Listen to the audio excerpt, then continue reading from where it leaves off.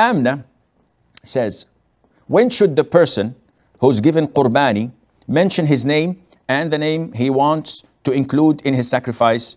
Is it at the time of buying the animal or when actually slaughtering it? Okay, first of all, let's do some translation. What's the meaning of Qurbani? Qurbani is the Urdu way of saying Udhiya.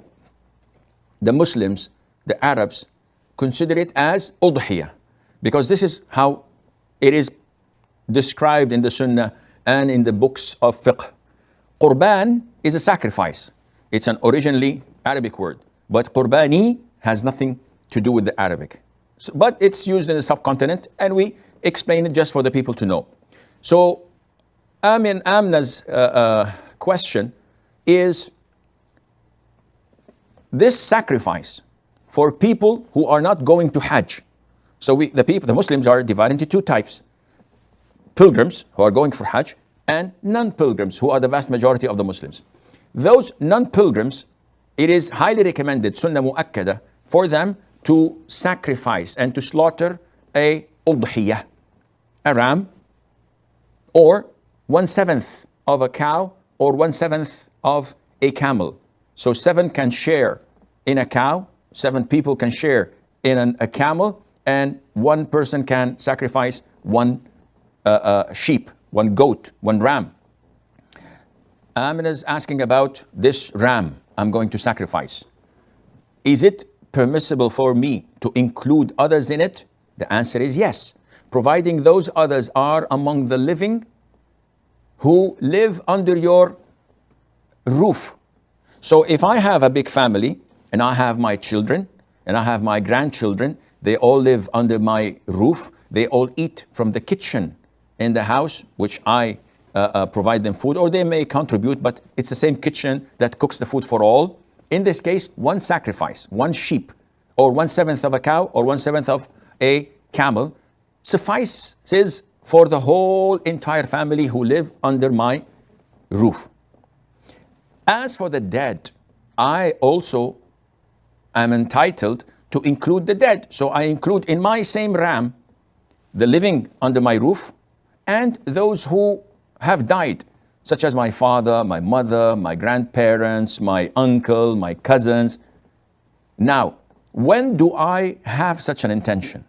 Is it when I buy the ram from the souk, from the market, or when the actual slaughtering is done? The answer is when the actual slaughtering is done. However, do I have to say it? So before slaughtering, or before the butcher starts to slaughter, I say, listen, this is on behalf, and I get my list on behalf of so and so and so and so and so and so. Do I have to do this? No. Is it a sunnah? Some scholars say yes, because the Prophet used to ﷺ say, this is on behalf of my family and the ummah of Muhammad. So uttering it is just a sunnah. It has nothing to do with the validity of your sacrifice. It has nothing to do with your intention. So what counts is my intention. So if I just go to the butcher and I say, listen, this is my sacrifice, slaughter it for me, and I don't tell him on who is it, this is sufficient.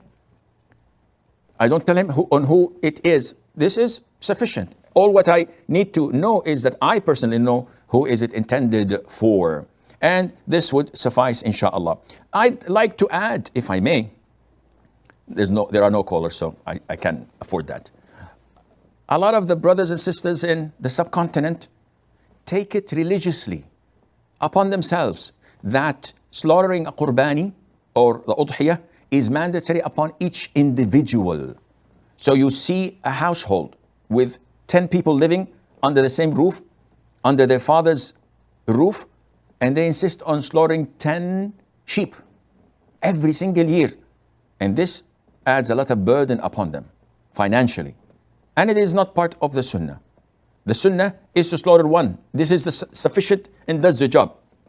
Now, if you're a millionaire or if you are well off and you'd like to slaughter more, this is okay. No problem. But to believe that it is an obligation upon Aisha and Fatima and Khadija and Asma and about Muhammad and Abdullah, all the offsprings and the siblings living in the same house, no, this is not mandatory. And there is no such thing as a sin if none of them slaughters except the father of the house.